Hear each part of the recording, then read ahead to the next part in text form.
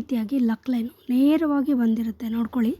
ಅದು ಅಪರೂಪ, ಎಲ್ಲೂ ಕಟ್ಟಾಗ್ದೇ ಈ ರೀತಿ ಜಾಯಿಂಟ್ ಆಗ್ದೇ, ಸೊ ಈ ಥರ ನೇರವಾಗಿ ಬಂದಿರೋದು ಅಪರೂಪ. ಅದರ ಮೇಲೆ ಒಂದು ಏನಾದರೂ ಈ ರೀತಿ ಟ್ರಯಾಂಗಲ್ ಬಂದಿದ್ದು, ಮತ್ತು ಆ ಒಂದು ಲಕ್ ಲೈನ್ ಇದೆಯಲ್ಲ ಅದು ತ್ರಿಶೂಲ ಮಾದರಿಯಲ್ಲಿ ಏನಾದರೂ ಕೊನೆಗೆ ಬಂದಿತ್ತು ಅಂದರೆ, ಶನಿ ಪರ್ವತದ ಮೇಲೆ ಅದಿತ್ತು ಅಂದರೆ ಬಹಳಷ್ಟು ಇವ್ರು ಲಕ್ಕಿ ಅಂತಲೇ ಹೇಳ್ಬೋದು. 100% ಇವರು ಲಕ್ಕಿ ಅಂದರೆ ತುಂಬಾ ಅದೃಷ್ಟವಂತರು ಅಂತಲೇ ಹೇಳ್ತೀವಿ. ಲಕ್ ಇವ್ರಿಗೆ ಈಗಿಂದನೇ ಸ್ಟಾರ್ಟ್ ಆಗುತ್ತಾ, ಆವಾಗಿಂದನೇ ಸ್ಟಾರ್ಟ್ ಆಗುತ್ತಾ, ಆ ಥರ ಏನೂ ಇರೋದಿಲ್ಲ.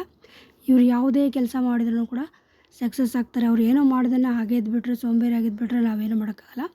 ಸ್ವಲ್ಪ ಅವರು ಬುದ್ಧಿ ಉಪಯೋಗಿಸಿ ವ್ಯವಹಾರ ಮಾಡೋದಿರ್ಬೋದು ಅಥವಾ ಕೆಲಸಕ್ಕೆ ಹೋಗೋದಿರ್ಬೋದು, ಈ ಥರ ಮಾಡ್ತಾ ಬಂದರೆ ಅವ್ರ ಪರಿಶ್ರಮದಿಂದನೇ, ಎಲ್ಲರೂ ಅಷ್ಟೇ ಪರಿಶ್ರಮದಿಂದನೇ ನಮ್ಮ ಲಕ್ ಲೈನ್ ಆಗಲಿ, ನಮ್ಮ ವೆಲ್ತ್ ಲೈನ್ ಆಗಲಿ, ನಮ್ದು ಏನೇ ಇಂಪ್ರೂವ್ಮೆಂಟ್ ಆಗುತ್ತೆ ಅಂತಂದರೆ ಕೈಯಲ್ಲಿ ರೇಖೆಗಳಿರ್ತವೆ, ನಾವು ಅದನ್ನು ಮುಂದುವರ್ಸ್ಕೊಂಡು ಹೋಗಲ್ಲ, ಅದು ಕೂಡ ತಪ್ಪಾಗುತ್ತೆ.